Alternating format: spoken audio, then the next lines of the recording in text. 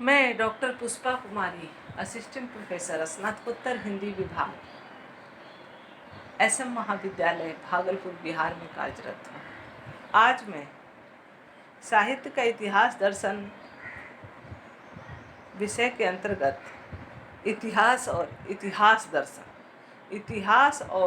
इतिहास दर्शन पाठ्यक्रम पर जो स्नातकोत्तर हिंदी प्रथम संभाग के द्वितीय इकाई के अंतर्गत द्वितीय पत्र में शामिल है। इतिहास और इतिहास दर्शन। सामान्य अर्थों में इतिहास अतीत में घटित राजनीतिक, सामाजिक और आर्थिक गतिविधियों का विश्लेषण। इतिहास न केवल हमें अतीत से परिचित कराता है, बल्कि वर्तमान के परिप्रेक्ष्य में अतीत का मूल्यांकन भी करता है। किसी भी भाषा या देश के साहित्य के सम्यक मूल्यांकन में इतिहास की महत्वपूर्ण भूमिका होती है। किसी भी साहित्यिक रचना का अस्तित्व इतिहास के भीतर ही होता है, इतिहास के बाहर नहीं। इसलिए इतिहास की जानकारी के बिना साहित्य के क्रमिक विकास को समझा ही नहीं जा सकता है। साहित्य के इतिहास को समझने समझाने के दृष्टिकोण, प्रयोजन और पद्धति की सहायता से साहित्य के इतिहास लेखन की सामाजिक घटनाओं की सार्थकता का विकास हो सकता है।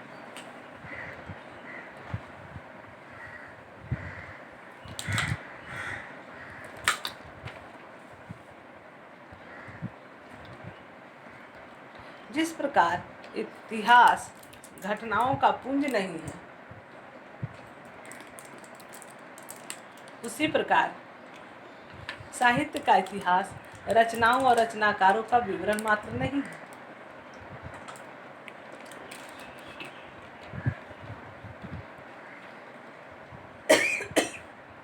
साहित्य विशेष का इतिहास लेखन करते समय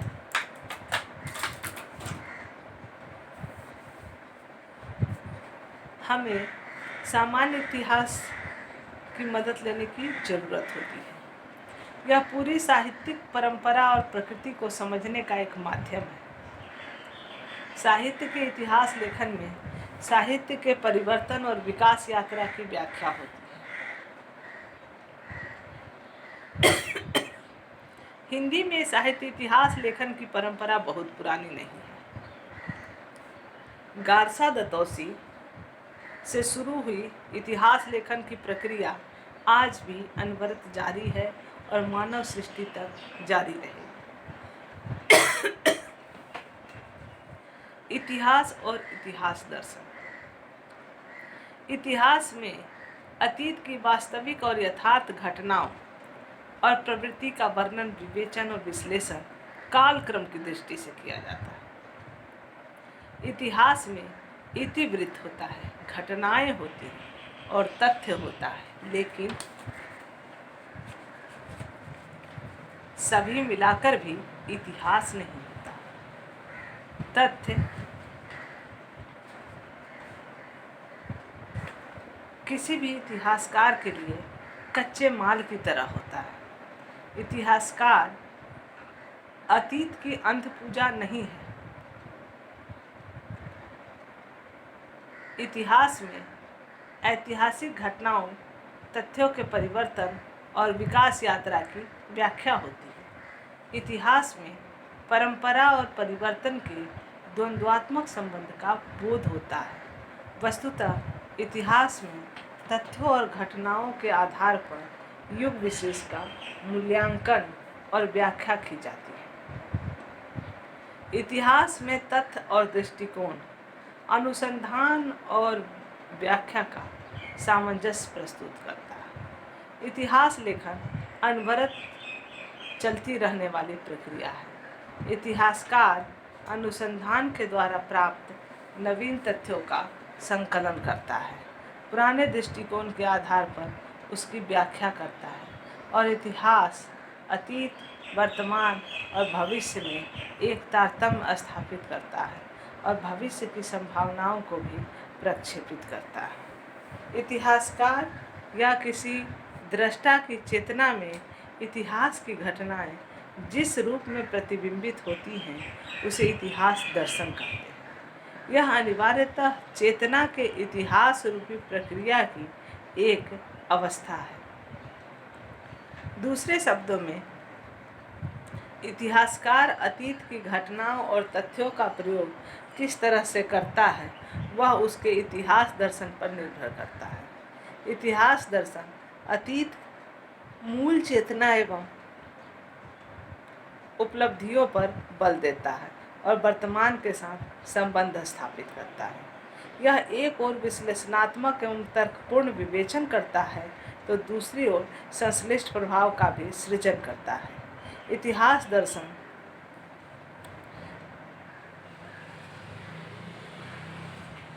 कालखंडों और उसमें घटित घटनाओं के एक अविच्छिन्न धारा के रूप में देखता है, क्योंकि किसी भी युग की कोई भी घटना या क्रांतियाँ अचानक नहीं होती। जिस तरह साहित्य का अस्तित्व समाज सापेक्ष है एवं पूर्ण स्वतंत्र नहीं होता है, वैसे ही साहित्य का इतिहास भी समाज के इतिहास से ही कटा हुआ नहीं होता है। साहित्य का अस्तित्व और उसके विकास की गति समाज सापेक्ष होती है। साहित्य संबंधी परिवर्तन सामाजिक परिवर्तनों से प्रेरित एवं प्रभावित होते हैं। साहित्य का अस्तित्व और विकास समाज सापेक्ष होता है, लेकिन इसका यह अर्थ नहीं कि साहित्य और समाज के बीच सरल सीधा समरूप साहित्य और समाज के बीच ऐसा संबंध एक पक्षीय और कार्यकारण जैसा संबंध होता है। साहित्य समाज का केवल प्रतिबिंब ही नहीं होता, वह रचना भी है, इसलिए उसमें नया भी होता है। साहित्य के इतिहास के परिवर्तन सामाजिक परिवर्तनों से प्रभावित होते हैं, तो कई बार वे सामाजिक परिवर्तनों को भी प्रभावित करते हैं। साहित्य का विकास सामाजिक विकास की सापेक्षता में होता है, लेकिन कई बार वह सामाजिक विकास की अवस्था की सीमाओं को छोड़ता हुआ आगे भी बढ़ जाता है। नई अंतर्वस्तु के अनुरूप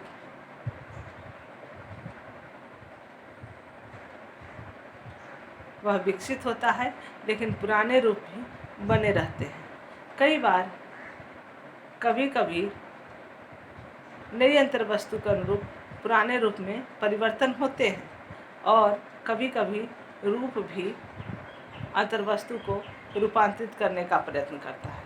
तात्पर्य यह है कि साहित्य के समग्र रूप के परिवर्तन और विकास को समाज के इतिहास की सापेक्षता में ही समझा जा सकता है, लेकिन सावधानी और समझदारी के साथ। साहित्य के इतिहास में समाज और साहित्य के संबंध की पहचान का अर्थ दोनों की एकता, समानता, समरूपता, समानधर्मिता और समकालिता देखना ही नहीं है। साहित्य के विकास के प्रक्रिया की सापेक्ष स्वतंत्रता, वस्तुनिष्ठता और निरंतरता से भी पहचानना है। निष्कर्ष: साहित्य का इतिहास दर्शन इतिहासकार की दृष्टि और साहित्य और समाज से सापेक्षता संबंधित होता है, जिससे परंपरा और रचनाकार के संबंध, इतिहासकार की अंतर्दृष्टि, विवेक और उसके इतिहास बोध की जानकारी का वास्तविक धरातल प्रस्तुत होता है। धन्यवाद।